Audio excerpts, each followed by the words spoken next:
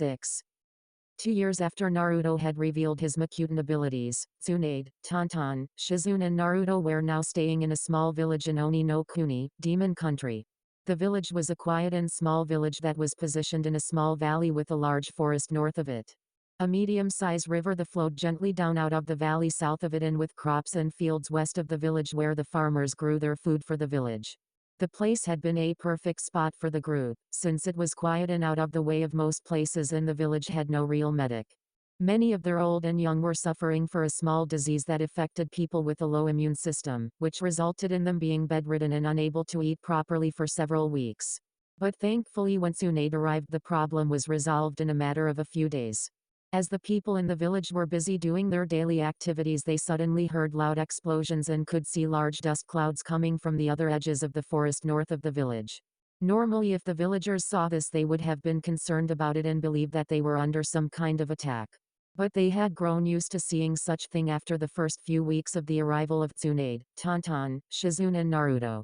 Although they did not know that it was Tsunade, since she still had her Genjutsu henge over her and Shizune, and they went by different names. Since this had come to be a common occurrence to outside the village at this time, they had learned that at this time Tsunade would train her son Naruto in her special training exercise at this time. With Tsunade and Naruto. Dodge, shouted Tsunade as she threw a massive dodgeball at Naruto, who barely dodged it. Naruto had grown a good bit over the time. He was still quite skinny, but despite that he was quite strong for his age, thanks to his training, and had lots of energy. Naruto wore an short-sleeve green shirt, with black short pants and brown sandals. This type of training had been a common thing to be seen going on between Naruto and Tsunade in the past few months. Since when she first saw that Naruto had inherited her natural flawless chakra control, she hoped that with this training Naruto would gain her superhuman strength. Naturally, when Jiraiya and Shizune first heard Tsunade saying that she was now going to have Naruto go through her special training, they became very concerned for Naruto's safety and well-being. But fortunately Naruto had two things going for him. One was that thanks to his high stamina and all the running around that he did when he was younger had given him excellent reflexes and good speed, for a kid his age. So that he could dodge the balls quickly without getting hit and not get tired from doing it for several hours.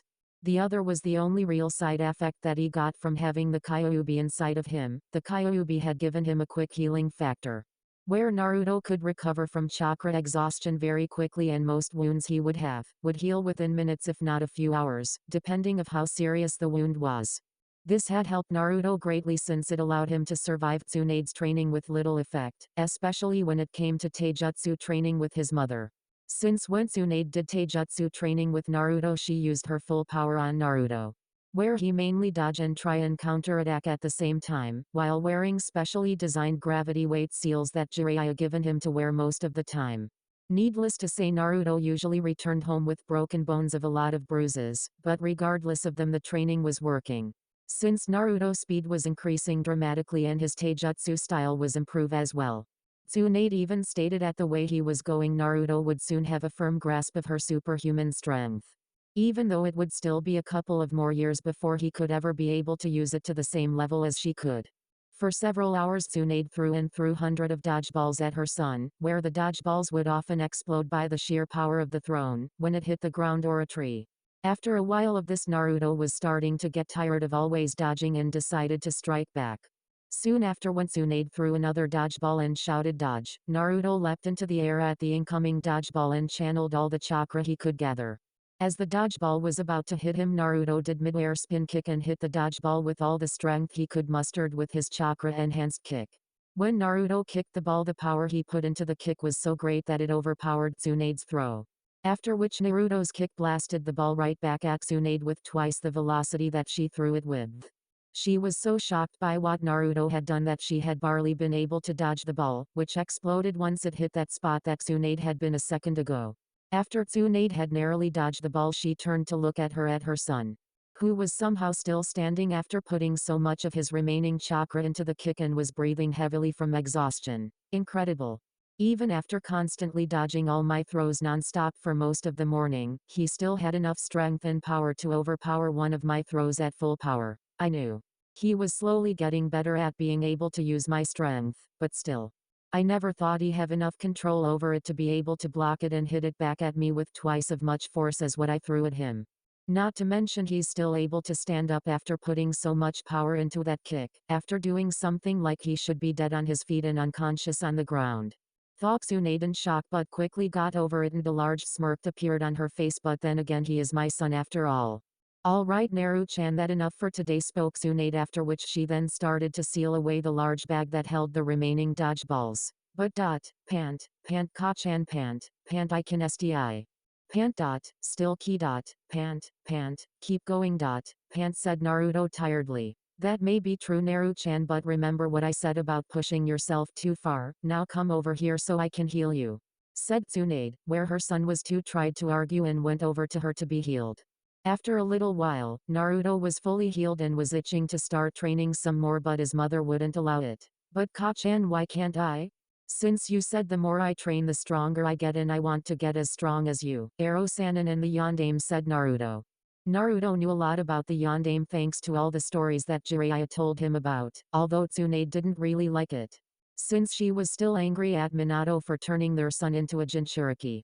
But Naruto was still unaware of the fact that the Yondaime was his father, since both Tsunade and Jiraiya had decided not to tell Naruto until he was ready, in case he accidentally blurted it out to someone. Whenever Naruto asked about his father, the subject was always changed. Naruto also didn't know about the Kyuubi being sealed into him either, since like with the knowledge of his father it was decided to keep secret for the same reason. Yes Naru-chan, that true, but if we kept training you be too tried to do your studies with Shizune, replied Tsunade. But I like training more, wind Naruto. Now Naru-chan, you know that your studies with Shizune are just as important as your other training, and if you want to be as good at healing as I am then you have to study hard, said Tsunade, which convinced her son to agree and start to head home. During the last year Naruto had become very eager to learn about being a medic, which was a dramatic change from when Tsunade had first hired a few months after his 6th birthday. Since when Tsunade first hired to get Naruto to study to learn to be a medic, Naruto was not interested, since he found all the studying boring and wanted to either play with Tonton or play other kids or train so that he kick butt, Naruto's words, like Jiraiya or Minato. But that all changed when Naruto was 7, when he found a wounded rabbit in the forest near one of their houses that they had stayed in. When Naruto found the rabbit, it had been just attacked by a wild eagle, which had been scared off when it saw Naruto come over. When Naruto saw that the rabbit had been badly hurt, he had become greatly distressed since he hated seeing animals hurt. Where he went to his mother carrying the injured animal to her in hopes that she could do something. Thankfully, despite not being a vet, Tsunade knew what to do since she still knew enough about most living creature biology. When Naruto saw how easily his mother had helped to heal the injured rabbit, he had become interested. After that he decided to ask his mother if he could go with her when she went to heal people, which she happily agreed to. During the trips Naruto became more and more interested in medical jutsu, since he saw how his mother helped so many people with it and how happy she made the people she healed as well as their families. It was then after his mother had healed a young girl, whom Naruto had befriended earlier, who had been seriously injured in an accident when she was playing with other children, that Naruto told his mother he wanted to be trained as a medic, much to his mother's joy, since he told her that he wanted to be a butt-kicking combat medic where he would kick load of bad guys' butt and help heal people who are hurt at the same time. After Tsunade heard Naruto's little decree, she had agreed to train Naruto to be a medic, even though it wasn't exactly what she had wanted. Tsunade knew it was the best she could get. After Naruto decided to train to be a medic, Tsunade started to train Naruto in medical ninjutsu and how to use his chakra to help heal others. Shizune also helped by teaching Naruto about how each part of the body works and what to do if certain things happen, like if a person had broken arm or if they were suffer a heart attack. It had been difficult at first, since Naruto found it difficult to try and remember the names of the different organs or bones and what they do for the body. Even despite Naruto's love of reading things and trying to learn from simple easy-to-read medical books for beginners, he still had trouble focusing on what he was trying to learn. But Shizune had found a unique way to help teach Naruto. For example, putting different cartoon-like faces, as well as imprinting thoughts and feelings onto the pictures of each organ and body. So to help make it both fun and easier for Naruto to focus on them and remember them. She also made up different rhymes or little songs to help Naruto remember the names of the body parts and what they were connected to and do, as well as what to do if with certain injuries happened. Tsunade had naturally been skeptical at first when Shizune had suggested it, but when Shizune applied her idea to help teach Naruto, Tsunade soon saw that the teaching method was working perfectly. Since Naruto improved greatly in his medical nin training, Tsunade herself praised Shizune for her teaching skills. She even stated that Shizune had a gift in helping to teach children and helping them learn. This of course caused the young women to blush bright red at her sensei praise, since it was not too often that Tsunade would praise someone. But even despite Naruto growing progress in his medical training, he was still a long way from being able to heal people properly, even with just simple injuries or illnesses. Also, Naruto was now learning about Funjutsu, sealing techniques, from Jiraiya, where he was teaching Naruto how to seal simple things into scrolls like a kune. After which, when he returned, Jiraiya would then start to teach him other slightly more advanced sealing techniques. After a little while, Tsunade and Naruto reached their small house that they were staying in for now. When they were about to go in, Shizune quickly came of the house with a slightly concerned look on her face. "Tsunade-sensei, I'm glad that you're here. There is a man here looking for you to help heal someone," said Shizune. "So, what is the problem with that? A lot of people have come here looking for me when they needed to be healed or someone else to be healed," replied Tsunade. Since it was common enough for it to happen with her as a healer. "No, he not looking for you, he looking for you, spoke Shizune. At this, Tsunade suddenly understood what Shizune meant and narrowed her eyes, since the only people that would know where she, meaning the real her, Tsunade the Slug Princess, was. "Where Jiraiya and the Sandame. Naru-chan, you and Shizune stay out here and practice throwing your senbon needles, while I go inside and talk to the person inside, okay?" said Tsunade as she turned around to Naruto with a smile on her face as if there was nothing wrong. "Okay, Ka-chan, come on Ne-chan," said Naruto as he pulled the end of Shizune Kaso's robe to get to come along with him. Since he didn't think anything was wrong, since a lot of people came back to ask his mother to heal them or some else. After a quick nod of understanding to Tsunade, Shizune then went with Naruto inside Tsunade's house. When Tsunade entered the room, she saw a young man with brown hair and glasses wearing an official uniform of a guardsman of Oni no Kuni, as well as carrying a pack of arrows and a bow on his back. "Greetings, Tsunade-sama, it is an honor to meet you in person," said the young man as he bowed down on the floor. "I afraid you're mistaken, since I not her, my name is Yakumo," replied Tsunade. "There is no mistake, Tsunade-sama, so you can remove your disguise," replied the man. Tsunade narrowed her eyes, after which she then changed her form, from a short red-haired woman with blue eyes, to her usual form. "So who are you and how did you know where I was staying and that I was in disguise?" asked Tsunade, as she was on guard in case the man was some sort of assassin or kidnapper. "My name is Tatuho and I am one of the personal bodyguards of the High Priestess Lady Miroku, ruler and protector of Oni no Kuni," spoke the man named Tatuho. "The High Priestess?" asked Tsunade in surprise. "Hi, and she is in great need of your help, Tsunade-sama," said Tatuho, and he bowed down to her again. "Lady Miroku is gravely ill, due to an assassination attempt on her life by an assassin from a rival country who had hoped to kill her to disrupt the leader of our country. Fortunately, Lady Miroku was able to foresee the attack and warn us about it, where we were able to capture him, but unfortunately the assassin had a backup plan and had poisoned her food. The best doctors in our land have tried to help her, but all have failed. She had even recently went into a coma due to the poison. You are our only hope she has of surviving. Please, Tsunade-sama, I beg you save Lady Miroku," said Tatuho, still keeping his head on the ground. "Before I say anything, I want you to answer a question for me," spoke Tsunade without showing any emotion. "How did you find out that I was here and that I was in disguise?" asked Tsunade, since she needed to know who they knew she was here. "Before Lady Miroku went into her coma, she had one last vision, where she saw you in disguise in this village with your student and a young blonde boy who she believed was your son," spoke Tatuho. At this, Tsunade frowned and went into deep thought and said nothing. After several minutes of silence, Tsunade spoke up again. "Very well, I will help heal the High Priestess, but on one condition. Name it, Tsunade-sama, and it will be done, I swear it," spoke Tatuho as he stood up. "Before I tell you, I want to know, other than yourself and the High Priestess, does anyone else know about the vision that she had about my son and me?" asked Tsunade. "No. Lady Miroku only told me of her vision about you and your son," replied Tatuho. "Good, then my condition is simple, that both you and the High Priestess swear not to reveal the fact that I have a son to anyone until the day it is officially known to other countries. Since I have many enemies out in the world that would come after my son just to get to me. And until the day he is either strong enough to defend himself or has enough protection, no one can know that he even exists. Is that clear?" said Tsunade forcefully since she would allow no harm to come to her son. Of course Tsunade-sama, I understand perfectly and I swear no one will learn the existence of your son from me and I'm certain Lady Miroku will agree as well, replied Tetsuho. Good, because should you or the High Priestess ever break your oath and leak the information about my son to others and it puts him in danger, I swear there will be no place on this earth that you can hide from me, is that clear? Threatened Tsunade in a deadly tone as she flooded the room with her killing intent, making Tetsuho freeze in fear and cause a cold sweat to run down his back. HHHH ha hi. Tsunade-sama, you understand P perfectly, said Tetsuho fearfully as he had never been so scared in his entire life. Good, then we will leave in 1 hour, spoke Tsunade as she stood up to go and talk to Shizune. When Tsunade left, Tetsuho slouched down and let out a large sigh as the killing intent died out.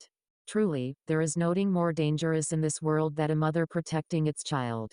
Though Tetsuho as he shivered slightly in fear as the memory of Tsunade killing intent was still fresh in his mind. 3 days later. After about 3 days of traveling, Tsunade and the group soon arrived at the estate for the High Priestess of the Demon Country. When they arrived at the main gate, Tsunade had her special Jinjutsu activated on both her and Shizune so to make sure that no one would know it was her. The excuse as to why she was here was based sort on the truth. Where Tetsuho had told the guards that she was a healer from a far-off village that was said to be highly skilled in poisons and could help the High Priestess. When Tsunade entered the room, she had Tetsuho dismiss all the servants and other healers in the room so that she could begin her work without being bothered. When all the servants and the other healers were gone, Tsunade cancelled the henge over her and Shizune and began to diagnose the High Priestess. After a few minutes, Tsunade finished her diagnosis on High Priestess and turned to Tetsuho, who remained in the room. I'm afraid that the toxin that the High Priestess has been poisoned with was a highly toxic and highly dangerous one, that even some of the most skilled healers would have difficulty treating. Spoke Tsunade. What exactly is the poison, Tsunade-sama, and what does it do? Asked Tetsuho. The poison came from a very rare and highly toxic mushroom called the black spotted mushroom. It can be made into a powder, gas or liquid form, where it can be breathed in, injected or digested through food. Once the poison is in the body, it destroys the cells, causing the body and the organs to fail and slowly killing the person over time. The effects typically include a nagging cough and other undetectable but common symptoms. It is very hard to detect and even harder to cure, said Tsunade grimly. See, can you treat it, Tsunade-sama? Asked Tetsuho worriedly. Yes, I can, by extracting the poison from her body, but it will be difficult, replied Tsunade. Whatever you need, Tsunade-sama, please tell me and I shall get it, spoke Tetsuho. I need you to get several large bowls of hot water and bring them here, ordered Tsunade as she was going into her healer mode. Where she got Shizune and Naruto to help her get everything needed to help the High Priestess. Soon enough, Tetsuho had servants bring over 24 bowls of hot water to the door, where he then brought them into the room. Tsunade then had him and Shizune help restrain the High Priestess when she extracted the poison from the High Priestess' body. Once Shizune and Tetsuho had restrained the High Priestess and were holding on to her, to make sure that she stayed still, Tsunade then used her Chakra no Misu chakra scalpel, to make an incision into the one of the affected parts of the High Priestess' body. After which she used her Seiken Shishutsu no Jutsu delicate illness extraction technique. Where she extracted the toxin from the High Priestess' body, it was a slow process and was quite painfully for the High Priestess, for even though she was unconscious, her body struggles in pain. Naruto also did his part to help by changing the water each time for his mother as she slowly extracted the poison from the High Priestess' body. After about an hour or so of slow and painful extraction, Tsunade had finally extracted the last of the poison out of the High Priestess' body. It's done, virtually all the poison is out of her body now, sighed Tsunade as she wiped the sweat off her brow. Then will Lady Miroku recover? Asked Tetsuho hopefully. She should, once I have used some of the extracted poison to help make a medicine that will take care of the remainder of the poison in her body and help her body recover more quickly. I will also stay for a while here to make sure that the High Priestess does not suffer any relapses or something else happens, since she is in a fragile state right now. Thank you, Tsunade-sama, I cannot thank you enough. We are forever in your debt, said Tetsuho as he was kneeling on the floor with his head down in gratitude to Tsunade. To which Tsunade just nodded. Tetsuho, do you have a greenhouse area and a medial area I can use so to make the medicine for the High Priestess? Asked Tsunade. Yes, we do. I shall have a servant lead you there immediately. Ka-chan, can I help too? Asked Naruto, who wanted to help as well. Thank you Naru-chan, but you can't because it's very hard to do and you're not ready yet. Why don't you go with Tonton out to the garden and play, said Tsunade. Groaned Naruto since he wanted to help plus he didn't have anyone really to play with. Sure he had Tonton and he liked playing with her. It was just that he would have liked to play with other kids his own age, since it was hard for him to make and keep friends since he was always moving from place to place with his mother, Nei-chan and Tonton. Naruto-san, if you like, maybe you can play with Lady Miroku daughter Cheyenne, since I was about to go to her and tell her that her mother will be okay, since she has been very worried about her. I'm sure that Cheyenne would love to have someone her own age to play with since she does not have many friends to play with as well, said Tsuho kindly as he knelt down to Naruto. Tsuho knew that Cheyenne had been very worried for her mother when she started to fall ill. Ever since then the poor young girl had been crying herself to sleep, since she had been so worried about her mother dying and leaving her alone. This was because her mother was all she had, since her father had died in a horse-riding accident when she was only a year old and she did not really have any friends. Since like her mother she had the power to see into the future, but since she was so young she could not control it and would often see people deaths. This caused people to fear her, especially other children, since they thought that if they went near her they would die, hence they would run away from her. He hoped that once he brought the good news about her mother and Naruto to play with her, it would brighten the girl up. He only hoped that Naruto would not be scared away from Cheyenne, since the girl was desperately lonely and badly needed a friend. When they left the room, Tsuho had 2 guards placed inside the high priestess room and 2 outside the room, to make sure no more assassins would try to get in. After which he then called a servant over and ordered him to show Tsunade and Shizune, who had their henges back on, where the medical area and the greenhouse area was. After that Tsuho then lead Naruto and Tonton, who was following Naruto, to where Cheyenne room was and tell her the good news about her mother. Cheyenne bedroom. Currently in her bedroom the young daughter of the high priestess Cheyenne was in the corner of her bedroom.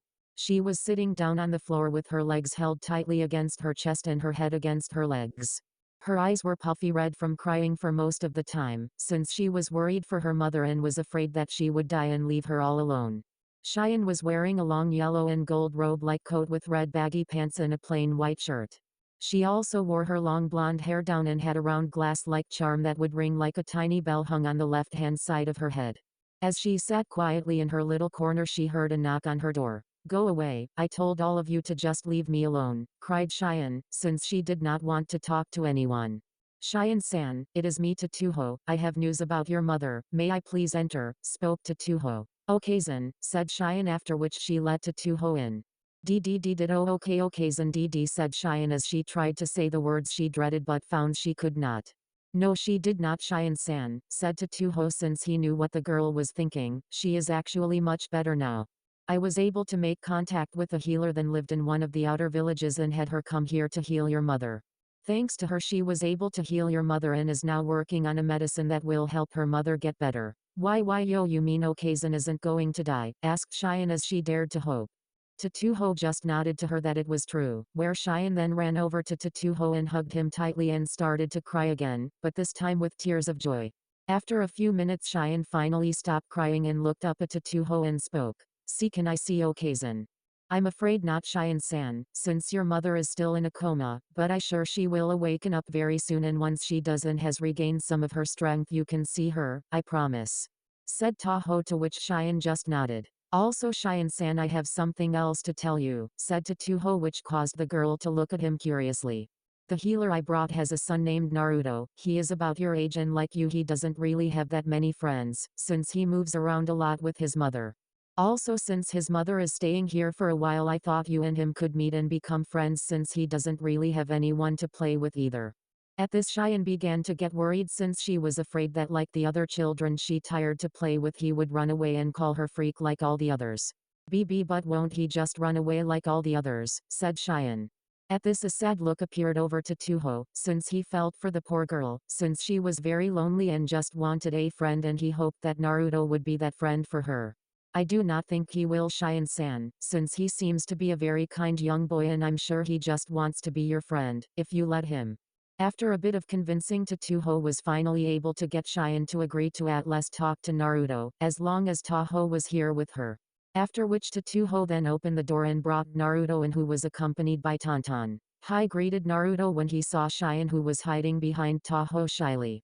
When Naruto greeted her, Cheyenne did not speak and she just hid behind Tsuho for fear of being rejected by Naruto like all the other children she had tired to befriend. Seeing at how nervous and shy Cheyenne was, Naruto decided to go over to her, where he went around Tsuho so that he could face her. Hello Cheyenne, my name is Naruto, would you like to play with me, since there aren't really any other kids around and since my Ka-chan is going to be here for a little while. It'd be nice if I had someone else to play with, said Naruto. At first Cheyenne said nothing, but after a few minutes Cheyenne suddenly spoke. Why yo you are really want to play with me? Yeah. You're not afraid of me? Asked Cheyenne, where she began to hope that she might actually have a friend. Why would I be? It just that other kids run away from me and call me freak because I can see things that they can't. Then those kids are all idiots if they say that. My Ka-chan told me that no matter how different we are or what we can do, no one should be treated unfairly and no one should be alone. So you really want to be my friend? Asked Cheyenne, to which Naruto just nodded and held out his hand, which Cheyenne nervously took hold of. Oink! Cried Tauntaun. This caused Cheyenne and Naruto to take notice of her. Oh sorry Tauntaun, I forgot to introduce you. Cheyenne, this is Tauntaun, my family pet Big and my friend, introduced Naruto. Hello Tauntaun, said Cheyenne, as she kneeled down and started to pet Tauntaun on the head and scratched behind her ear, which the small Big enjoyed very much. Hey, do you want and go play tag with Tauntaun and me? Asked Naruto. Sure, said Cheyenne, after which Naruto then grabbed a hold of Cheyenne where they and Tauntaun ran off outside. As the two children and the pig ran off, Tsuho could not help but smile, since it was the first time that he saw Cheyenne smile in a very long time. He was also happy to see that she finally had a friend that was not scared of her. Outside in the estate garden. For the next hour or two Cheyenne, Naruto and Tauntaun played together happily, where they played games like tag, hide and seek, other such games. After that Cheyenne showed Naruto around the estate. She even brought Naruto to a hidden part of the garden where her mother and she would plant flowers. This is where Okazen and I go sometimes to plant flowers, said Cheyenne to Naruto as they looked around the different flowers. As Naruto looked around, he saw a dying flower bush near the end of the flower patch. What wrong with that? Asked Naruto as he pointed to the dying flower bush. When Cheyenne saw what Naruto was pointing at, she could not but blush and look down at shame. That was a rose bush that I tried to grow by myself, since most of the flower were grown by Okazen and the rest were grown by me with Okazen help. I told her I wanted to do one by myself, but it was harder than I thought it would be with Okazen help. No matter what I tried, it wouldn't grow right and started to die, said Cheyenne sadly and embarrassed. If you like I can help, offered Naruto. What can you do? Asked Cheyenne.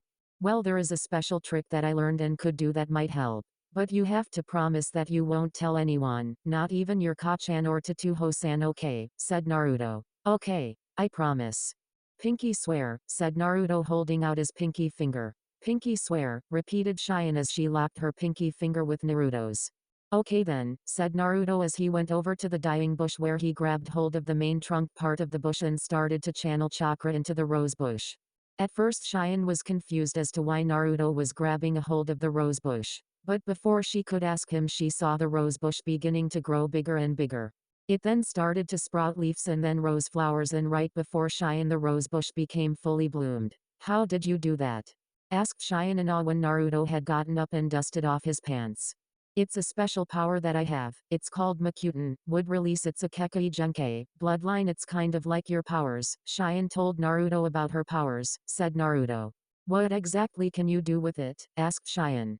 Well, like you saw, I can make trees and plants grow. My great-grandfather had the same ability, although he could only grow trees. I can also help grow plants.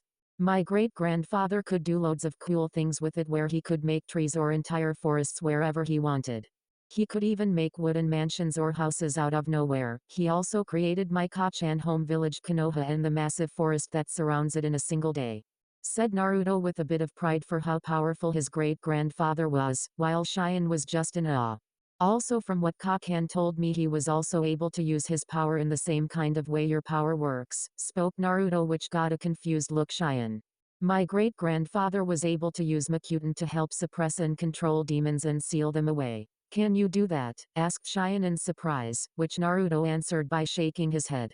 No, or at least not yet, since I'm nowhere near what my great-grandfather can do, since I can't grow big giant tree out of nowhere like he could. The best I can do is being able to grow trees and flowers out of seeds that I buy and grown them in the different ways and shapes I want them to. According to Kachan, I got a long way to go before I ever get to my great-grandfather's level, since I have to learn it by myself for now. Can't your Okazan help you to get better at being able to do it? Asked Cheyenne. She can't. Since she can't do it, I'm the only one in my family that can do it, since my great-grandfather was the only person who could do it in my clan, said Naruto. What about you, Otazan, father, couldn't he help? Asked Cheyenne, but instantly regretted it when a sad look came across Naruto's face. I don't have a Tachan, another less formal way to say father, or at least not now. He died just when I was born from what Kachan told me. She doesn't talk about it much since every time I ask she gets this angry look on her face and changes the subject, said Naruto. Sorry, said Cheyenne sadly. It's okay, I never knew him and I probably find out about him later on, so there no problem, said Naruto as he put on a happy face. So are there any other things you can do? Asked Cheyenne so to change the subject. Yeah, there are some other things I can do, but I can't say, since I could get in a lot of trouble with Kachan if I did. Hell, I get in a lot already if she found out I told you about me being able to do Makuton. Why's that? Asked Cheyenne. Kachan told me that there are a lot of bad people out there that would like to take me away because of me being able to do Makuton. This is because I'm the first one to be able to do it since my great-grandfather. If those people found out, they come after me and take me away from my family.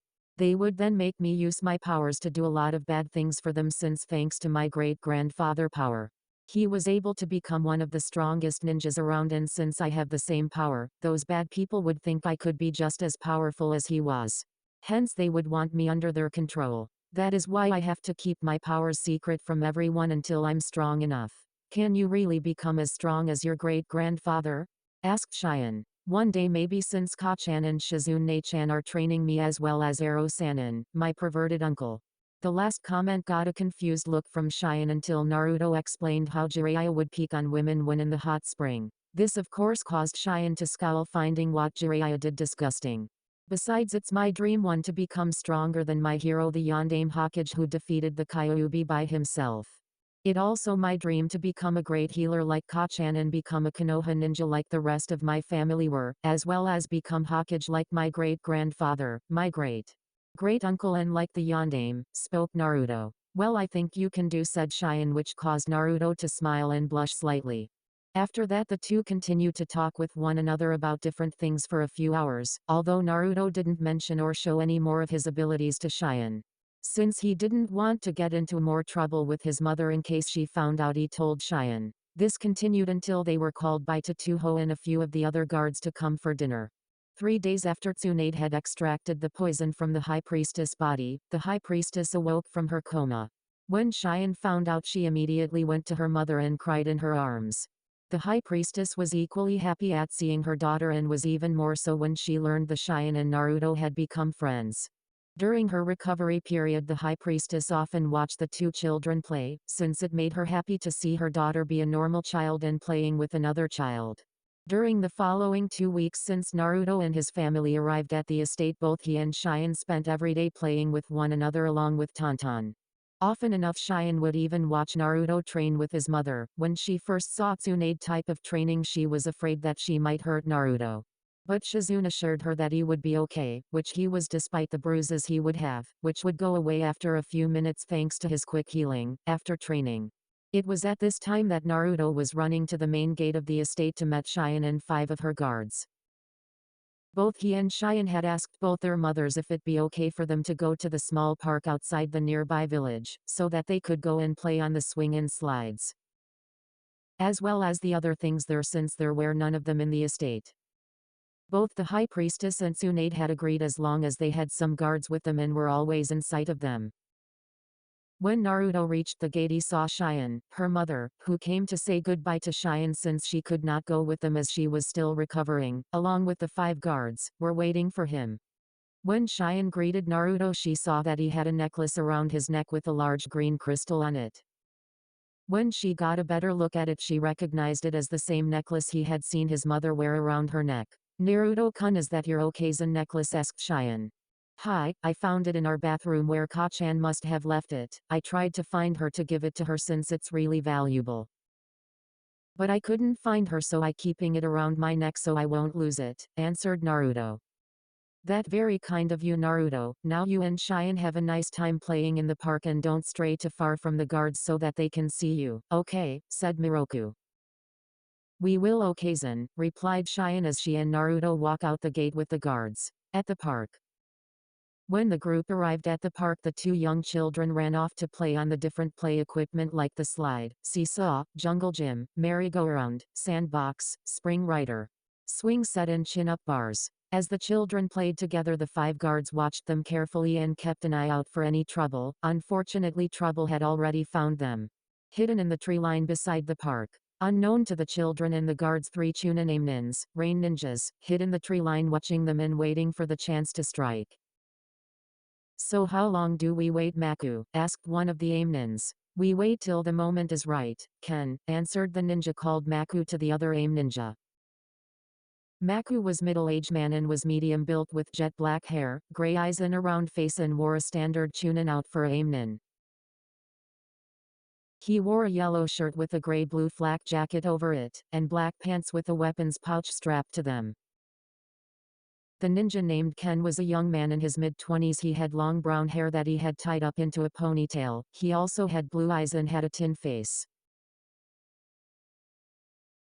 Also like Maku, he wore a yellow shirt with a gray-blue flak jacket over it, and black pants with a weapons pouch strapped to them. We wouldn't even have to do this if that fool the Sawa no Kuni, Swamp Country, Daimyo sent had done his job right, or if he had just sent us instead to kill the High Priestess, said the third member of the AIM group. I know, Kame, but what done is done, and as long as we get paid for the job I don't really care, replied Maku. The man named Kame was the youngest of the group, who was just in his 20s. He had red hair and green eyes and had a narrowing face. Also like the rest of his group, he wore a yellow shirt with a gray-blue flak jacket over it, and black pants with a weapons pouch strapped to them, as well as a short tanto sword strapped to his back. But why do we even have to kidnap the girl anyhow? Can't we just go and kill the High Priestess ourselves? Asked Kame. We can't kill her because the High Priestess guards are on alert and will guard her constantly. Not to mention the High Priestess may use her powers to see into the future like she did before and see our attack and have her guards be ready. So the best way for us to kill her is to kidnap her daughter and hold her for ransom. Once the High Priestess comes to us with the ransom, we kill her, answered Maku. But isn't there a chance that the High Priestess might see that it's a trap and not come? Spoke Ken. Doesn't matter if she does know it's a trap, she still comes, since as long as there a chance that she might save her daughter, she take it, since a mother will do anything to protect or save its child. Besides, when we do lay the trap, we will have more than one type of trap to kill her with, and even she won't be able to predict all of our traps and attacks, said Maku. But what do we do with the daughter once we killed her mother? Do we kill her as well or what? Asked Kame.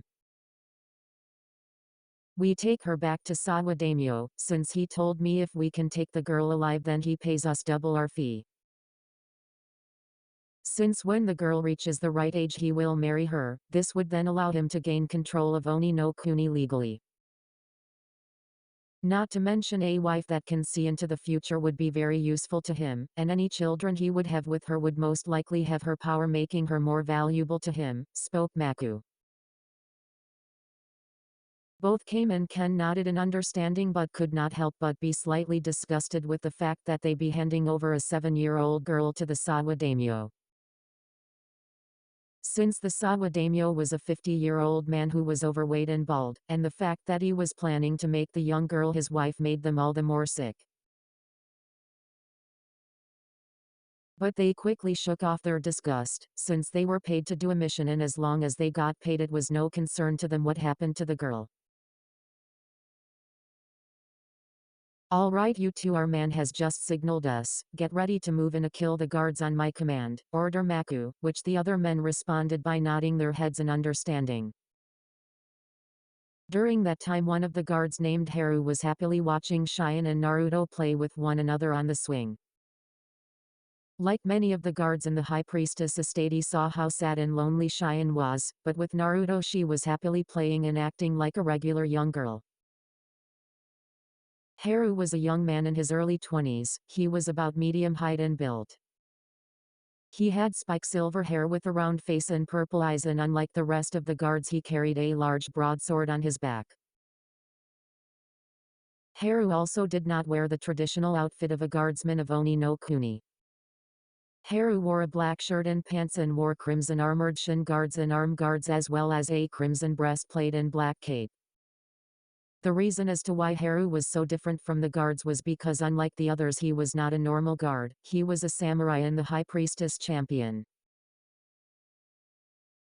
He was also the best swordsman in Oni no Kuni. As Haru watched the children, one of the other guards named Shuta, who Haru was friendly with, came up to him.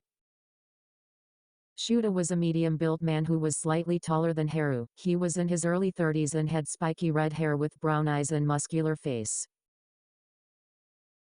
He also wore the tradition outfit of a guardsman of Oni no Kuni and carried a straight narrow sword in its sheath on his left-hand side hip. "You certainly enjoy watching the children play," said Shuta. "Yes, I'm glad to see that Cheyenne-san has someone her own age to be with, since she needed a friend for a very long time," replied Haru, where Shuta just grunted.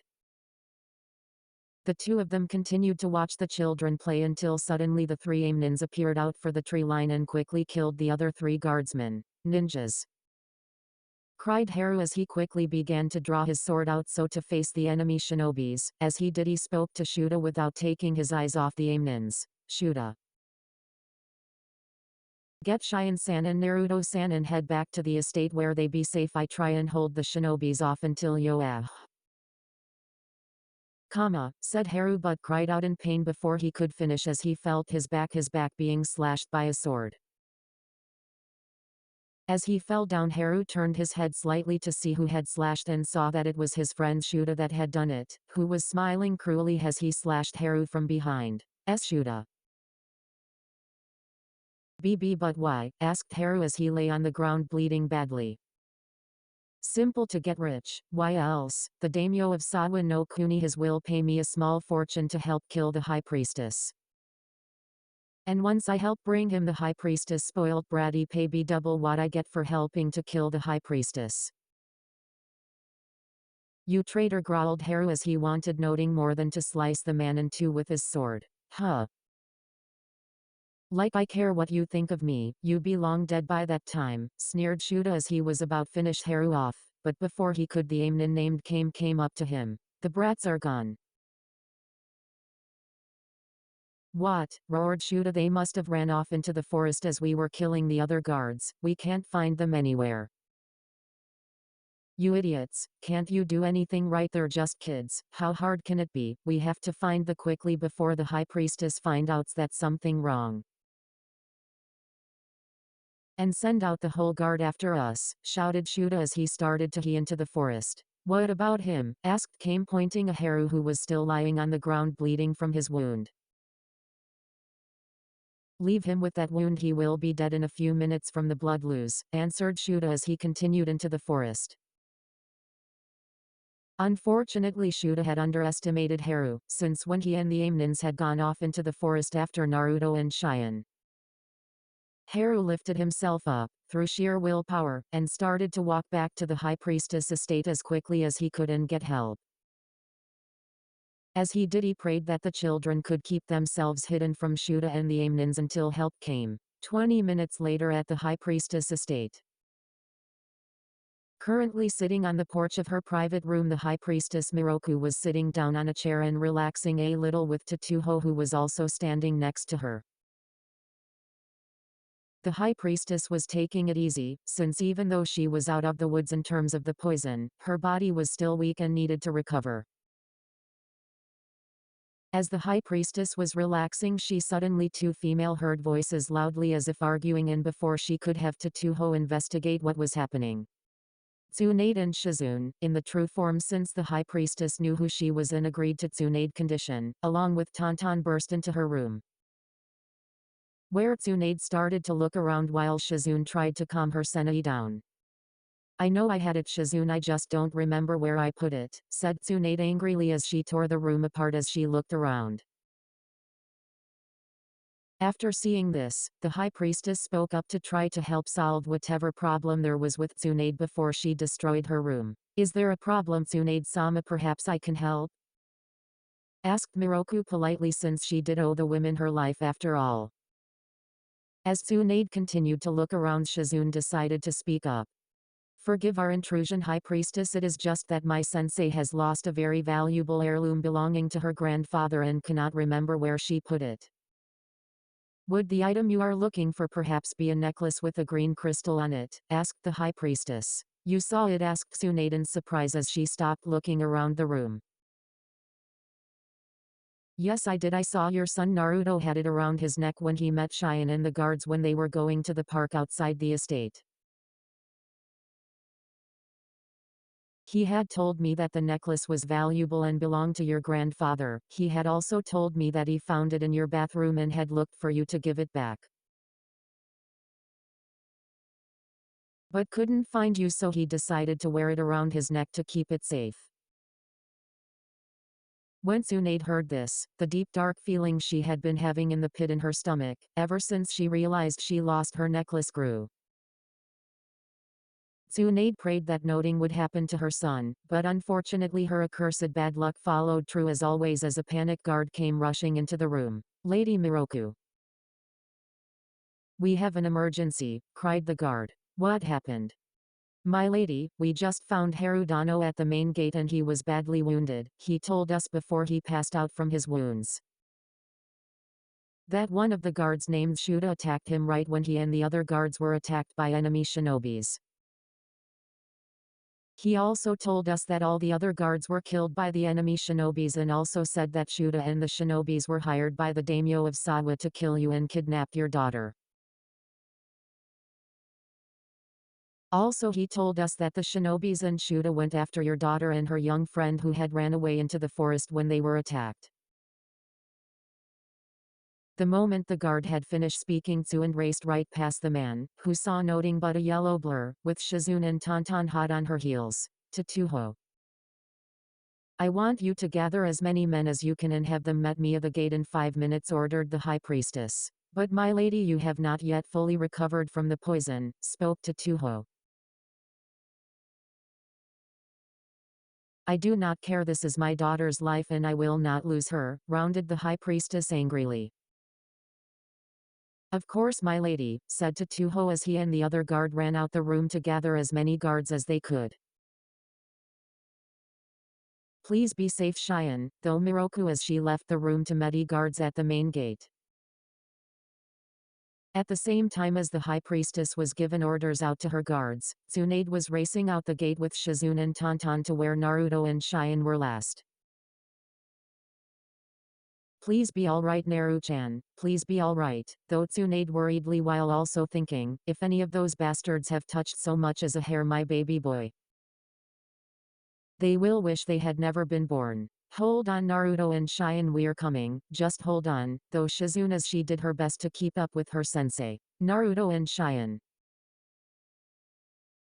As the mothers of the two children moved out to save their children, the said children were running for their lives deeper and deeper into the forest, trying to keep one step ahead of their pursuers.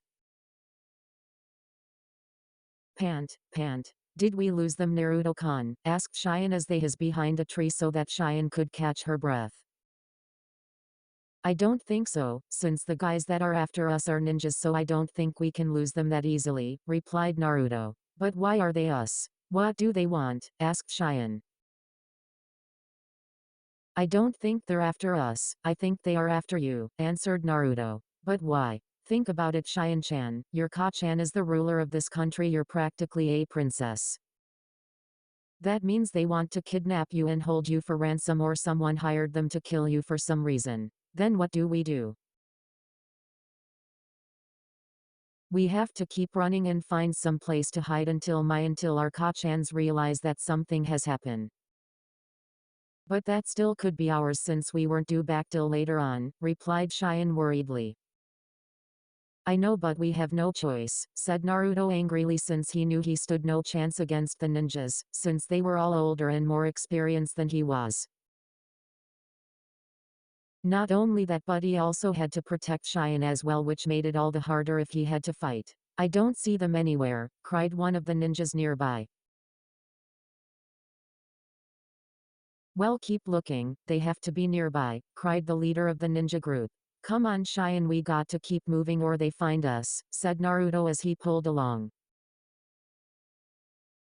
The two children quickly crawled through some bushes and moved as quickly and as quietly as possible away from the ninjas. After a few minutes, Naruto came to a stop and looked back to see if any of the ninjas were following them or were close by, but thankfully none of them were around. Cheyenne-chan, I have an idea. If you hide here in the bushes, I can use a jutsu to turn into you and then I can lead them away from you when they follow me. No, cried Cheyenne as tears started to spill from her eyes. If you do that, then they could hurt you or worse, kill you for doing that. But Cheyenne-chan, they won't. They are after you, not me, and they won't. I'm pretty good at keeping away and hiding from people, so don't worry about me. No. There has to be another way. We can still keep running and hiding from them together. I won't let you get hurt because of me. But this is the best way I help protect Cheyenne-chan, pleaded Naruto. I don't care, and if you try and do that, Naruto, I will go out there and let them catch me. I won't let you get hurt because of me, spoke Cheyenne stubbornly. Fine then, if that is the case, then we just have tea, said Naruto before he quickly disappeared and reappeared behind Cheyenne and gave her a chop at the back of the neck and knocking her out. Sorry Cheyenne-chan, but this is the best way I can protect you. Should be alright here, said Naruto as he caught Cheyenne before she hit the ground and then gently put her on the ground behind some bushes. After which Naruto then quickly hinged into Cheyenne and started to run off near where the ninjas were. The ninjas? Where the hell did those brats go? Asked Ken. How the hell should I know? Spoke Kame angrily. The two of you shut up and keep looking. If we don't find them soon, then the high priestess will send her men here to look and find out what happened. In which case she will send her entire royal guard as well as her samurai after us and we be finished, spoke Maku. Look there, the girl, shouted Kame when she saw the disguised Naruto running through the forest. After her, shouted Maku as he and his teammates gave chase. With Cheyenne. Ooh, groaned Cheyenne as she woke up. When she finally regained her bearings, she quickly remembered what had happened to her. Damn you Naruto, why did you have to do that and be a hero, grumbled Cheyenne. If anything happens to you, I never forgive. She then quickly got up and started to try and retrace her steps to try and get out of the forest to go and get help, but unfortunately as she tried to remember, she soon realized that she was lost. What am I going to do? I'm lost, and if I don't get help soon those ninjas may kill Naruto, thought Cheyenne worriedly, and she tried to find something familiar that would help her get out of the forest. But unfortunately all the trees looked the same and didn't know which way they had come from.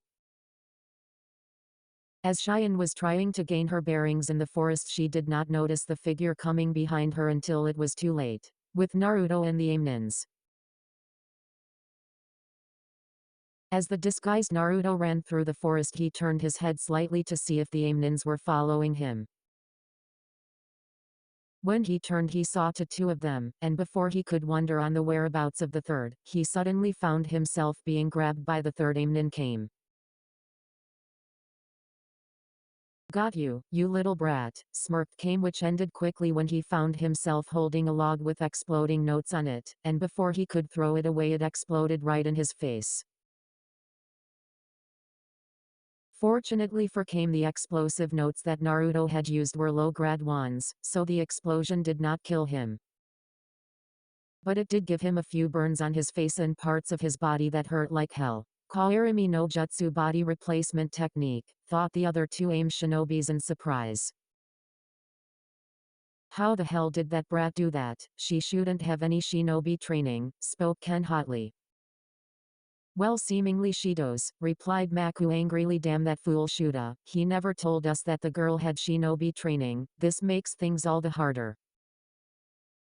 As the two Amnins were talking, they suddenly heard some movement in the bushes and turned to their right and saw Cheyenne running quickly from them. Maku quickly threw several kyune at the disguised Naruto, which he easily dodged, but unfortunately the kyune were never meant to hit him. Since the kyunes had ninja wire tied to them so that when the disguised Naruto dodged them, Maku pulled the kyune back so that the ninja wire would wrap around him. But as soon as Cheyenne was tied up in the ninja wire, she suddenly buffed out of existence. Kage Bunshin, Shadow Clone, 1, though Maku in surprise before he had to move away to dodge a few dozen kyune. When the disguised Naruto saw that he had missed, he quickly moved out of his hiding spot since he had given his position away when he threw the kyunes. But just as he did, he was suddenly grabbed by a strong pair of arms and found himself facing the Amnin Ken, who in turn believed he was looking a Cheyenne. I have you now, you annoying brat, said Ken. You think, smirked the disguised Naruto as he threw a pepper bomb into Ken's eyes, blinding him. Ard, my eyes. You damn brat. Screamed Ken as he dropped hold of the disguised Naruto and roared in pain as he held his hands in pain. After being let go by Ken, the disguised Naruto quickly tried to run away again but was stopped when several shurikens were thrown in front of him and caused him to stop.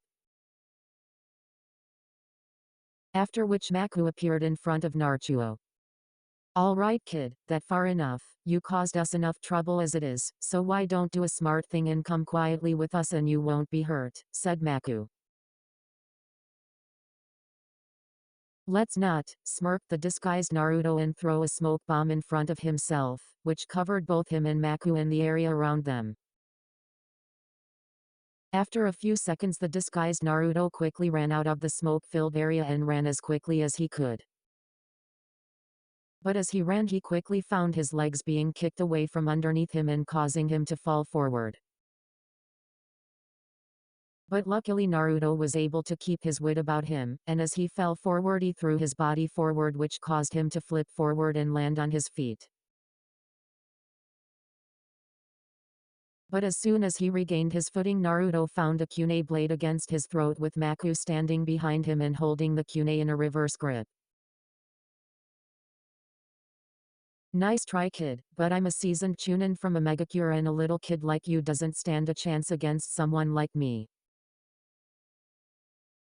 Although I give this, you're pretty skilled for a kid your age and you put up a good fight, you might have made a pretty good ninja one day. Thanks, but I'm not done just yet, replied the disguised Naruto, and before Maku could even ask what Naruto was talking about, he suddenly felt several tiny explosions on his legs. The tiny explosions on Maku's legs were caused by exploding pouches that Naruto had secretly hooked onto Maku's leg during the smoke screen and had activated them right when Maku had caught him. Thankfully the exploding pouches had distracted Maku enough to make him move away from Naruto, which gave Naruto the chance to quickly turn around and channel his chakra into his fist. Where he then punched Maku in the stomach, where thanks to his training with his mother, Naruto sent Maku 20 feet away and right through two trees. Impossible. How on earth did a mere child gain such incredible strength? Who on earth has been training her? Though Maku as he lay on top of the ruined remains of the trees he went through, since he couldn't move as his whole body was in pain. He knew that he had broken at least 8 ribs from smashing through the trees as well as from Naruto's punch. After punching Maku, Naruto began to pant slightly since he was still not used to using his mother's superhuman strength. After a minute or so after gaining his breath Naruto decided to start running again, and get a head start away from the Amnins before they could reorganize themselves and start chasing him again. As Naruto was about to start to run, a sixth sense that he had developed from in the training he had done with his mother told him to move away, which he thankfully did, since if he had not, then he would have had his back slashed from Kame, who looked furious beyond words and seemed to be beyond all reason, which was most likely due to the burns on his face that disfigured his face slightly. "Damn you, you cursed brat, I kill you for what you done to me." Roared Kame as he continued to slash at the disguised Naruto, trying to kill him, completely forgetting the fact that his mission was to capture Cheyenne and bring her in alive and unharmed. "Damn that fool Kame, he going to ruin everything," growled Maku as he lifted himself slowly up, since he still was in a great deal of pain and saw Kame slashing a Cheyenne with his sword, who was dodging each slash. Naruto continued to dodge the Kame sword slashes for a minute or so, during which he tried to make a counter attack that would give him a chance to get away from Kame, but could not, since Kame did not give him one, since his sword slashes were relentless. It continued like this until Kame made a left-hand diagonal slash at Naruto's head, which in turn he quickly made a counterclockwise spin so avoid the sword slash.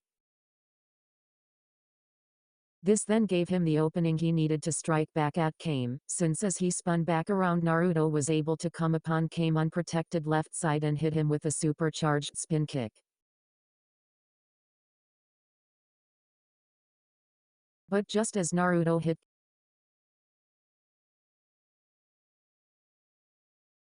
opening he needed to strike back at Kame, since as he spun back around, Naruto was able to come upon Kame unprotected left side and hit him with a supercharged spin kick.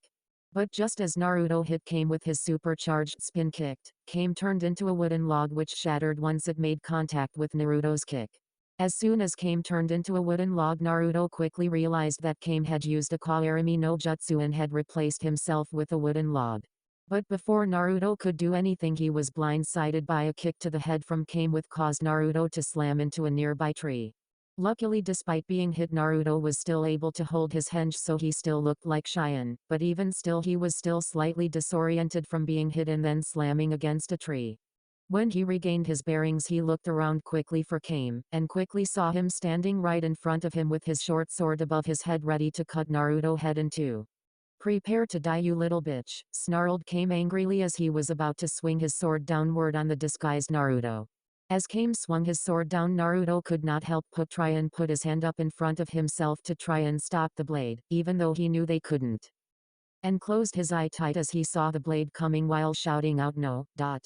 And at the very moment that Naruto shouted out "No!", a large wooden spike came out of the ground right in front of Naruto and impaled Kame right through the chest, lifting him in the air slightly so that he was slightly above Naruto. When Naruto didn't feel the sword slicing through him, he opened his eyes to see what had happened. When he did, he quickly regretted it, since right in front of him was the impaled Kame with blood coming out of his chest and dripping down that wooden spike. He also saw the dying Kame staring right at him with a look of complete shock and horror at what had happened to him. Blood was even coming out of his mouth and landing on Naruto's face, but after a few seconds the life quickly left his eyes and he died. When Naruto saw this, he was completely frozen in horror at what had happened in front of him and did not understand what had happened. WWWH, what happened to him? Where did that wooden spike come from? Did I do that with my Makutan powers? But how did I do it? I didn't mean to summon it and do that to him, I just wanted to stop him, thought Naruto frighteningly, since he did not want to kill the man, plus he did not know how he even did it.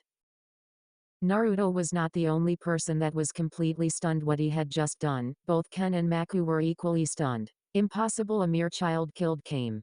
And how the hell did that child summon that wooden spike, thought Ken in disbelief. Makutan, thought Maku as he quickly recognized the special ability of the Shodaime Hokage which he had read about. How on earth can a child with no shinobi blood or link to Konoha have the power of its founder? It's not possible. As the two shinobis continued to stare at the disguised Naruto, who was still frozen from the shock at what he had done, in disbelief, Shuda appeared carrying a struggling Cheyenne over his shoulder. "What the hell is going on here?" cried Shuda when he saw the scene in front of him. Why the hell are you fools chasing after this imposter when I have High Priestess daughter here? What? But how can that be when we've been fighting her here? Spoke Ken as he pointed to the disguised Naruto, who was now getting over his shock at what he had done. Then she must be a fake, said Maku, as he suddenly realized that they had been fooled. Cheyenne, cried Naruto when he got over his shock and saw his friends being held by Shuda. Let her go, cried Naruto as he stood and glared angrily at Shuda, who just smirked. Who's going to make me? You. Ha. I'd like to see you try, kid. You also might as well get rid of the disguise. We know you're the fake, sneered Shuda as he looked down at him. Realizing that the charade was up, Naruto realized his henge to reveal his true self. Just as I thought, you're the Cheyenne little playmate, the healer's son. Naruto-kun, run away before they capture you, cried Cheyenne as she struggled against Shuda hold on her. No, I won't leave and abandon you, Cheyenne-chan, answered Naruto as he glared angrily at Shuda. How sweet, you care about your little friend, but you should have listened to her, boy, or just run away earlier. You might have lived then. But since you didn't, and because you have caused us so much trouble, you will have to die, sneered Shuda. Shuda. Don't underestimate the boy, he more dangerous than he looks. Look at what he did to Kame, warned Maku. All that shows me is that you shinobis are not as strong as you have everyone else believe, considering that you were defeated a mere 8-year-old. I finish him off so that we can finally get out of here. We wasted enough time as it is, said Shuda as he drew his sword with his one free arm. Knowing that he did not have much time and could not make a direct attack against Shuda without risk hurting Cheyenne, Naruto decided to try a jutsu that he had been working on for the past few months. The jutsu was one he had created himself but had no real luck at being able to use it, but he knew this was his only shot at saving Cheyenne and stopping Shuda. Please let this work, please let this work, pleaded Naruto in his mind as he did 3 hand signs and slammed both his hands on the ground and channeled his chakra into the ground and cried out. Makuten Makashoku would release wooden tentacles. After which dozens of wooden tentacles from the tree nearby came out of the ground, started to wrap around Shuda's body, forcing him to let go of Cheyenne and dropping his sword and then pulling him to one of the trees behind him. Makuten. He did it again. He really can use the Makuten power of the Shodaime Hokage, though, a stunned Maku. WWWH, what the hell, what's going on? Shouted Shuda as struggled against the wooden tentacles that pulled his to the tree behind him, and wrapped themselves around his body and month once he was against the tree. Once Shuda was wrapped up in the wooden tentacles, Naruto quickly went over to Cheyenne to see if she was okay. Cheyenne-chan, are you okay? Asked the worried Naruto as he helped her up. Hi, I think so. Then come, we have to run before those other 2 ninja guys come after us, spoke Naruto as he pulled Cheyenne with him and started to run. But unfortunately they did not get far before Maku and Ken capture them by throwing their Shurikens, which quickly wrapped around their bodies and legs and stopping the children from running in further. As the 2 children tired to struggle free, the 2 Aminens came and walked up to them. Once they got to them, Ken turned to Maku. So what do we do with the boy? We will take him with us back to Omegakure. What? But why? After all the trouble he caused us and after killing Kame, we should just kill here and now. Don't be a fool, you saw what the boy was able to do and how well he fought, not to mention he has the Makuten powers of the Shodaime Hokage. If we bring him back to Aim and present him to Hanzo-sama, we will be heroes, since we would have brought him a child with the powers of Makuten. Plus, considering how strong he is now, imagine how strong he would be once he was properly trained by Hanzo-sama, and if we got him to be loyal to our village, he could help Aim become the 6th great shinobi power. Not to mention he could start up a clan full of Makuten users and Aim helping it to become as great as Konoha, just like the Senju clan did for them, spoke Maku with earnest. After hearing this, Ken could not help but agree with Maku, since the boy could be the key to Aim gaining untold amount of power and glory. Not to mention if you combined his power with their leader Hanzo, then Aim would become powerful enough to challenge even Konoha. After that, both the Aim ninjas agreed that once they brought Cheyenne to the Sawa Daime, they would bring Naruto back to Aim with them. But just when the 2 Aminens were about to pick up the 2 struggle children, Maku saw something heading towards them at the corner of his eye and quickly shouted, "Move," to Ken. Where they jumped away. As soon as they had moved, they saw that the object that was about to hit them was a massive tree that was thrown at them. When the tree flew past them and the children crashed into several more trees nearby and destroyed them completely. What hell though, both Aminens, when they saw that the object was a tree, Once the tree crashed into the other trees, the two Amnins started to look around as to who or what had thrown that tree at them. When they started to look around, they quickly saw who had thrown the tree, since the person had appeared right next to the two tied-up children. When they saw who the person was, their faces quickly went ghost white and both of them took several steps back in fear. For right before them was none other than Senju Tsunade, the slug princess and one of the Densetsu no Sanin, legendary 3 ninja. But what scared the Amnins the most was that she looked furious beyond words. But if the Amnin thought they were in trouble before, what Naruto said next made them wish they had never laid eyes on Naruto. Kachan. Once they heard Naruto utter those words, the two ninjas knew they were dead men. Tsunade of the Sanin had a child. Though Ken in surprise and in fear, since he knew what would most likely happen to him now. The boy is the son of Tsunade. No wonder the boy is so strong and has Makutan powers of the Shodaime Hokage, he's his descendant. No matter what, we need to get back to aim fast and report this to Hanzo-sama immediately, though Maku. But just as he had finished thinking that, he made eye contact with the vengeful-looking Tsunade and nearly shitted himself from the murder look in her eyes. He then knew that the chances of them escaping, let alone surviving, were very, very slim. As Tsunade glared at the two terrified Amnins, Shizune quickly appeared behind her with her senbon needles out and ready. Right next to her was also Tonton, who looked ready to fight as well. Shizune, take Naruto and Chien away from here. They don't need to see what I about to do to these bastards, spoke Tsunade without taking her eyes off the two nins. Hi Tsuan-sensei, replied Shizune as she quickly picked up the two tied-up children and ran off to somewhere safe with Tonton following behind her.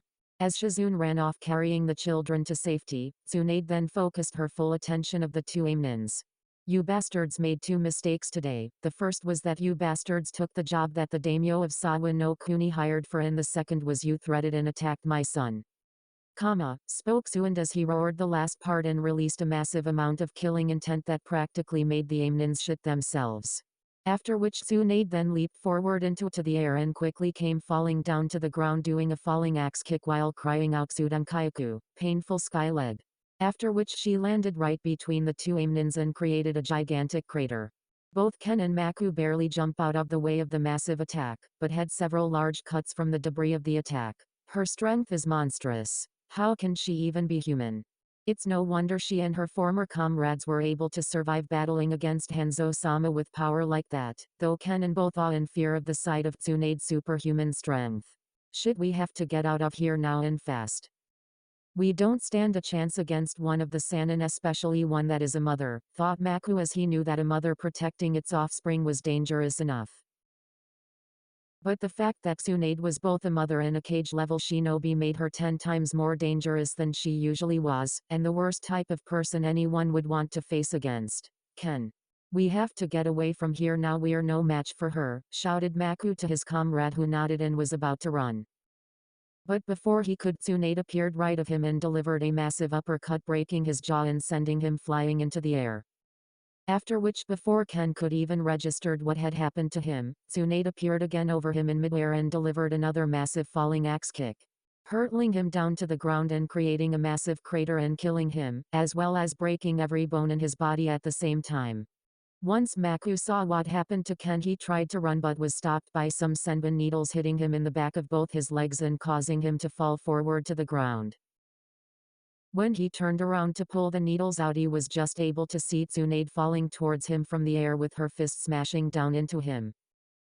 Once her fist connected with Maku, his body exploded from the sheer power of her strength.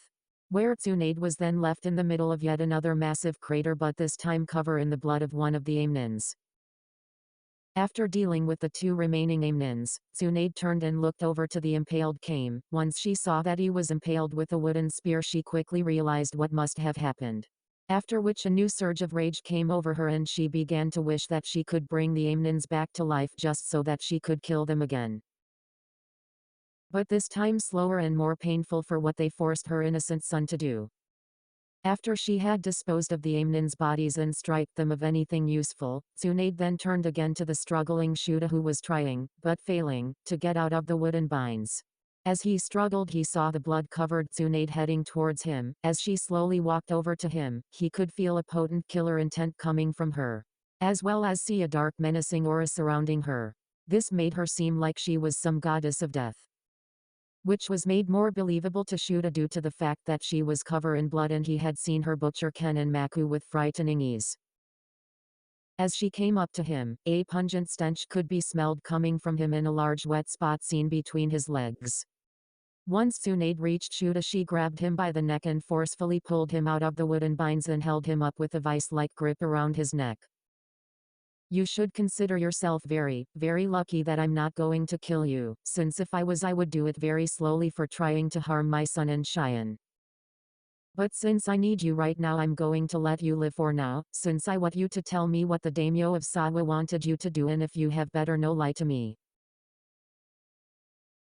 Because I know if you do, and if you try I will turn you inside out and throw you into a vat of salt. Are we clear? Spoke Tsunade, to which Shuta just nodded and started to spill his guts to Tsunade. A half hour later. After Shizune had taken the children with her, she ran off to a clearing a bit away from where she and Tsunade had found the children.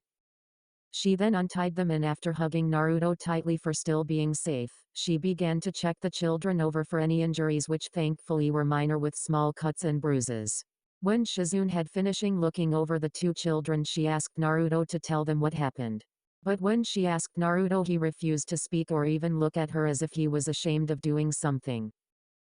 Seeing this, Shizune grew concerned and tried to get Naruto to speak, but he wouldn't say a word. Shizune then asked Cheyenne to tell her what had happened. At first Cheyenne was unsure if she should tell what had happened, but when Shizune pleaded her and she saw the concerned look on her face, Cheyenne decided to tell Shizune. Cheyenne then began to tell Shizune everything that happened about how the guards were ambushed and how they were chased by the Amnins. As well as when Naruto knocked her out and disguised himself as her. And then how she was captured and how she was brought to where Naruto was fighting the Amnins and how he defended her until Tsunade had arrived. When Shizune heard Cheyenne's side of the story, she could not help but feel a mixture of emotions after hearing the story. Although she was extremely proud of her godson little brother nephew for protecting his friend and being so brave. She was even amazed that Naruto was able to hold off 3 fully trained Chunins by himself and was able to create and use a Makuten jutsu that he himself created by himself without any help. But still she was extremely angry at him for putting himself in harm's way, by acting as a decoy for the Amnins to following him where he could have been killed. But Shizune held off her anger since she still did not have the whole picture as to what had happened. Since she still did not yet know what fully happened in the fight between Naruto and the Amnins, since Cheyenne was not there to see it. Shizune then went over to Naruto and gently put her hand on Naruto's shoulder, who flinched slightly at her touch, and spoke to him gently. Naruto, I know you don't want to talk about it, but please tell me, since I want to help you, since I know something bad must have happened to you between those ninjas and you. I would like to know what happened there as well, spoke a familiar female voice. When the group heard the voice, they all quickly turned around and saw Tsunade, not covered in blood since she used a water jutsu to wash away the blood, dragging a unconscious Shuta behind her. Sensei, are you alright? What happened to the Amnins? Asked Shizune. I'm fine, Shizune, and those bastards have been dealt with, replied Tsunade simply. Now, as I was saying, I would also like to know what happened. Although I have heard most of what happened from this bastard, where Tsunade lifted the unconscious Shuta and then dropped him on the ground, and I have a fair idea of what happened. I still like to hear it from you, Naru-chan. Even after his mother asked to hear what, Naruto did not answer and continued to look ground, and just when Tsunade was about to ask him again, Naruto suddenly spoke up. If I tell you, you will hate me and think I'm a monster, said Naruto with tears in his eyes, and before he could say any more he was suddenly enveloped into a strong hug by his mother. SSHH, Naru-chan, I could never hate you and you have never done anything wrong in your life. We all just want to help you, that's why you should tell us. Because if you bottle it all up it will hurt you later on. Talking about things like this to people usually help. For the next few minutes Naruto said nothing and just cried in his mother's arms, but after a while he stopped. He then told them everything from how he led the Amnins away and fought them, to how he killed the Amnin, came with his Makuten powers and protected Cheyenne. When Naruto was finished he then looked to his mother with tear-stained eyes. I sorry Kachan, I didn't mean to kill that man, it was an accident. I swear, please don't hate me, said the upset Naruto. The next thing Naruto knew, he was enveloped as another strong hug by his mother, who was now crying herself. You don't need to be sorry, Naru-chan, it wasn't your fault, you didn't do anything wrong. If anyone to blame, it's them for forcing you to do it and me for not being there to protect you when you needed me. As the mother and so cried in each other's arms, Shizune and Cheyenne watched them, since neither of them wanted to interfere. As Cheyenne watched Tsunade and Naruto, she herself started to cry, since she blamed herself for what happened. Since it was her idea to go out here and it resulted in her guards being killed and her friend having to kill someone. Shizune was also crying a little, and when she saw Cheyenne crying and blaming herself, she went over to comfort the poor girl, since she believed it was all her fault at what happened. Thankfully, Shizune convinced her that it wasn't her fault, but the girl continued to cry a little. As she did, Shizune looked over Shuta and could not help but glare angrily at the unconscious man. Since if there was anyone to blame, it was him, since he was the one you told the Amnins where to attack. As he glared at the man, she wished that she could get her hand on the man and perform surgery on the man while he was awake and without any aesthetics, and remove his organs one by one for putting the children in harm's way, since she hated when children were harmed. And for making her godson, nephew, little brother kill a man. After a while, when everyone had calmed down a bit, Tsunade, Cheyenne, Shizune, Naruto, Tonton and the unconscious Shuta, who was being dragged by Tsuan by his left foot, walk out of the forest. When they were out of the forest, they were met by the high priestess Miroku along with 80 royal guards and 20 samurai. Oka-san!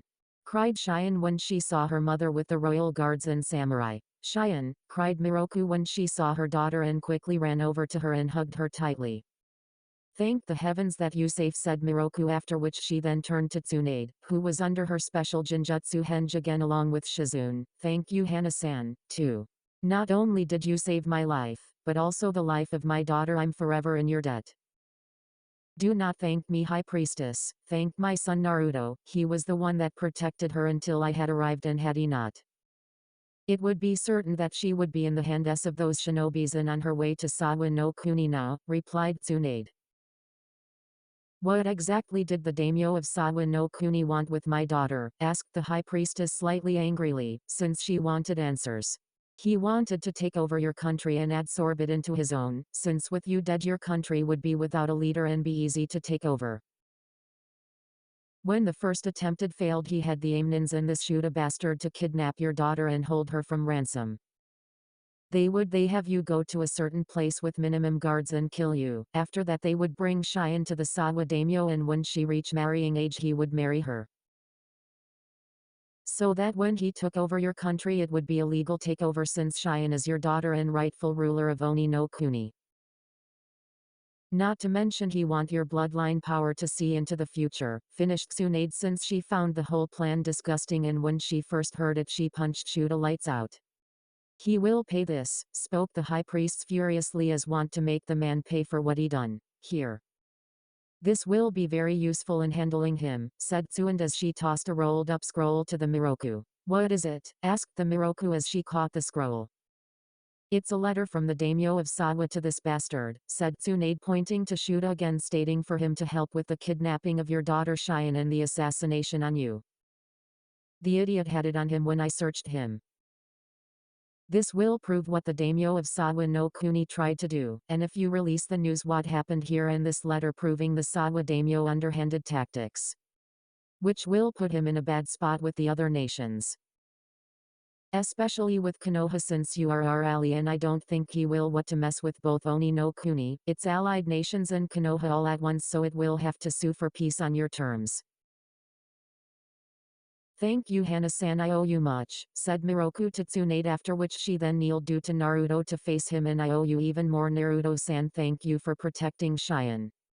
You're welcome, Miroku-san, said Naruto quietly with a sad and weak smile, which caused the high priestess to ask Tsunade what happened, since he was not himself.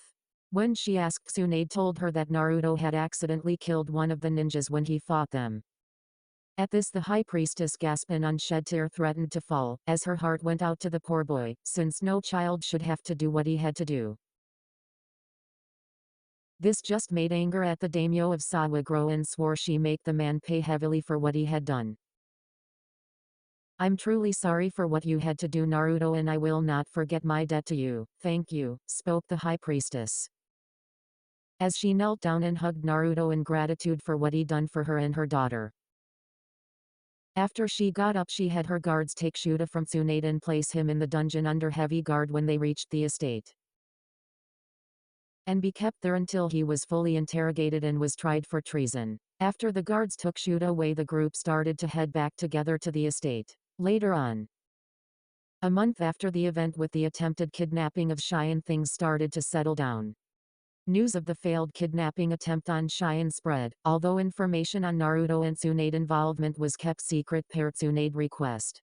When the allied countries of Oni no Kuni, which included Konoha, learned of the daimyo of Sawa attempt of kidnapping the high priestess daughter, with the letter proving his involvement, they immediately started to put heavy politically pressure on both the daimyo and his country. They threatened to place an embargo on the country, as well as threatening to declare war if he did not make heftily compensations for what he had done. Eventually the daimyo of Sawa no Kuni complied and had to give a very large sum of money to High Priestess and give up rights to several territories and hand them over to the rule of Oni no Kuni. During that time, Naruto, Tsunade, Shizune and Tonton continued to stay in the estate to monitor the High Priestess' health until she fully recovered, as well as to help Naruto deal with what had happened. It had took a while, but eventually Shizune and Tsunade, with a little help from Cheyenne, helped Naruto come to terms with what he had done and deal with it. Afterward, Tsunade even let Naruto keep her necklace since she had a feeling that it would be useful to Naruto later on in his life.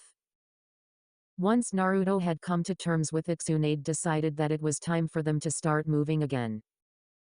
Must you leave? You are all more than welcome here, and both Oni no Kuni and myself owes all of you much, spoke High Priestess Miroku. Indeed, we can never thank you enough, spoke Haru, who had recovered from his wounds. Yes, considering what happened earlier, if we stay we might draw attention on ourselves, which is something that we wish to avoid, as we have told you, so I think it would best if we leave, replied Tsunade. Very well then, but know that you are all more than welcome to come back again, for you are all honored heroes here, and when the time is right everyone in Oni no Kuni will know of it, said the High Priestess. Thank you, we shall return one day, replied Shizune as she bowed slightly.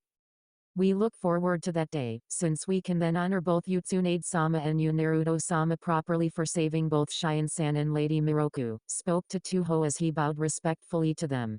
I going to miss you, Naruto-kan, you were my best friend, said Cheyenne sadly as tears began to fall down her eyes since she was losing her only real friend. What do you mean by we're best friends? We are still best friends and noting going to change that, spoke Naruto as he went to Cheyenne. Here, this is for your Cheyenne-chan, said Naruto as he handed Cheyenne a small potted Satsuki azalea bonsai tree that he had hidden behind his back. This is something for you so that you can remember me by. It's a Satsuki azalea bonsai tree that are not that many, since they are hard and slow to grow, but it was no problem for me. The adults of the group of the two groups could not help but smile as they saw Naruto give the small bonsai tree to a blushing but smiling Cheyenne, who took from him. It beautiful, thank you Naruto-kan, said Cheyenne as she then did something that surprised everyone, especially Naruto. She gave him a soft but gentle kiss on his left cheek. When Miroku saw this, she was surprised at first like the rest, but that turned quickly to a smile, especially when Cheyenne moved away and Naruto began to blush red from what she had done. The High Priestess even giggled like a schoolgirl when she saw that her daughter was now as red as a cherry from what she had done and had her head down trying to hide it. It seems that Cheyenne has a little crush on Naruto, though Miroku as she giggled again and thought how cute the two would be if they got together. Both Haru and Tatuho were equally surprised but then smiled. When Shizune saw this, she could not help but giggle as well. They look so cute. Thought Shizune, Naruto going to get a lot of teasing about this from me later on. Even Tonton cried oink in laughter of what happened. The only person that was not laughing or smiling was Tsunade. Just great, it already started. These little harpies are already trying to steal my innocent Naru-chan from me. Though Tsunade as she started to grumble, but if she thinks she can sink her claws on him, then she got another thing coming. After that, Tsunade and the others started to walk away, as they did the high priestess, Tatuho, Haru and Cheyenne waved goodbye to them. After Tsunade, Naruto, Shizune and Tonton were out of sight, the high priestess and the other head back into the estate. As they did, the high priestess suddenly turned her head slightly and spoke to her daughter. "Well, Cheyenne, now that you have gotten yourself a little boyfriend, when should I start planning the wedding?" "Oka-san," cried an embarrassed Cheyenne as her mother along with Tatuho and Haru laughed at the young girl's bright red face. Well, Naru-chan, you're growing up to be quite the little ladies' man since you already got your first girlfriend. Soon enough you have loads girls chasing after you," giggled Shizune. "Oink," cried Tonton in agreement. "Kanadne-chan, Cheyenne not my girlfriend," cried a still red Naruto. "I just hope that Cheyenne-chan kiss doesn't have any cooties." Author's note: come on, he only 8 and all boys at that age think girls have cooties. "Well, didn't you say that she was your friend and she is a girl, so that means she is your girlfriend, doesn't it?" teased Shizune. "She not my girlfriend, I mean she is a girl and she is my friend, but that doesn't mean that she my girlfriend, eh? I mean it does, but that is but she is." "Ayard," cried Naruto as he held his head in confusion at what he was trying to say, while Shizune just giggled at embarrassing the poor boy. "Maybe we should give Naru-chan the talkie, Tsunade-sensei," asked Shizune innocently, although smirking at the reaction she knew Tsunade would have. "Over my dead drunken body," cried Tsunade. "There no way I'm going to let any of those little harlots try and corrupt my sweet baby." While at the same time thinking, this wasn't happen so soon, things like this wasn't supposed to happen till puberty. "I'm not ready, I'm too young to deal with this." At this, Shizune just laughed at Tsunade's reaction and continued to tease and annoy both her and Naruto about Cheyenne kiss for the rest of the day. And this is the end. Hope you guys enjoyed. See you next video.